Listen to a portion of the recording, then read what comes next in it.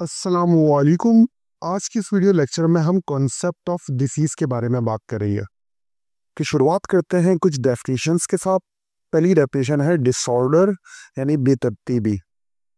अगर हम डिसऑर्डर को डिफाइन करें तो बेतरतीबी यानी डिसऑर्डर एक ऐसी हालत है जिसमें जिस्म या दिमाग के किसी मखसूस निज़ाम का काम मामूल से हट जाता है, लेकिन ये ज़रूरी नहीं कि किसी जरासीम या इन्फेक्शन की वजह से ये होता है।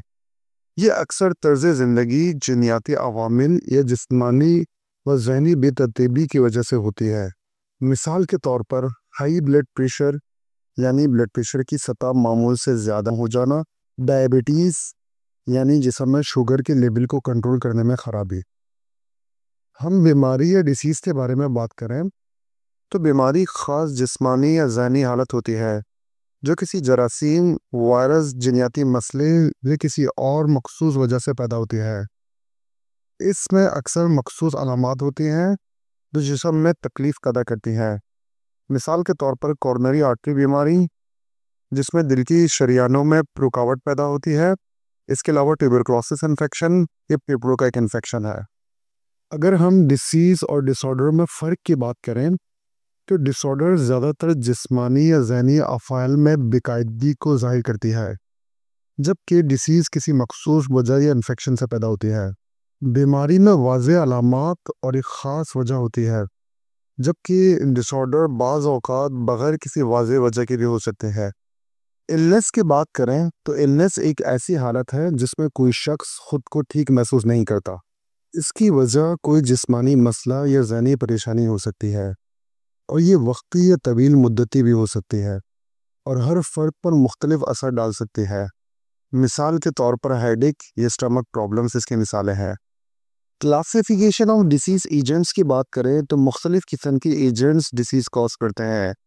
नंबर 1 पर बायोलॉजिकल एजेंट्स, मिसाल के तौर पर बैक्टीरिया, वायरस, फंजाई, प्रोटोजोआ ये मुख्तलिफ किस्म की बीमारियां कॉज करते हैं, जैसे कि हेपेटाइटिस, ट्यूबरकुलोसिस और मलेरिया।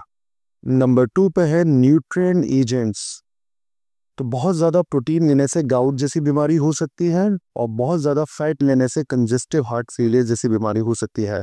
नंबर 3 पर है फिजिकल एजेंट्स, तो बहुत ज़्यादा हीट की वजह से सनस्ट्रोक हो सकता है, कोल्ड की वजह से साइनसिस हो सकता है और इलेक्ट्रिसिटी शॉक की वजह से मरीज कार्डियक शॉक में जा सकता है। नंबर 4 पर chemical agents, chemical agents endogenous agents भी हो सकते हैं और एक्सोजिनस एजेंट्स भी हो सकते हैं। एंडोजिनस एजेंट्स में मिसाल है कोलेस्ट्रॉल। जब कोलेस्ट्रॉल की मिकदार खून में नॉर्मल लिमिट से बढ़ जाती है तो ये दिल की बीमारियों की वजह बनती है। इसी तरीके से एक्सोजिनस एजेंट्स की मिसालों के अंदर कार्बन मोनोऑक्साइड जब बाहर से जिस्म में दाखिल होती है तो ये ऑक्सीजन कैरिंग कैपेसिटी में हिंड्रेंस पैदा करती है, जिसकी वजह से ऑक्सीजन की मिकदार खून में कम हो जाती है। नंबर 5 पर है मैकेनिकल एजेंट्स, मिसाल के तौर पर किसी शार्प ऑब्जेक्ट यानी ब्लेड या निडल या फिर किसी एक्सीडेंट की वजह से जिस्म के ऑर्गन्स को नुकसान पहुंचता है। नंबर 7 पर है एब्सेंस और deficiency of some body factors. अगर हम एब्सेंस ऑफ हार्मोन में बात करें तो इंसुलिन की डिफिशिएंसी या एब्सेंस की वजह से डायबिटीज़ जैसी बीमारी होती है। आज का ये वीडियो लेक्चर हम यहीं पर एंड करते हैं। इंशाल्लाह नेक्स्ट लेक्चर में हम कॉन्सेप्ट ऑफ कुजीशन के साथ मिलेंगे। अल्लाह हाफिज़।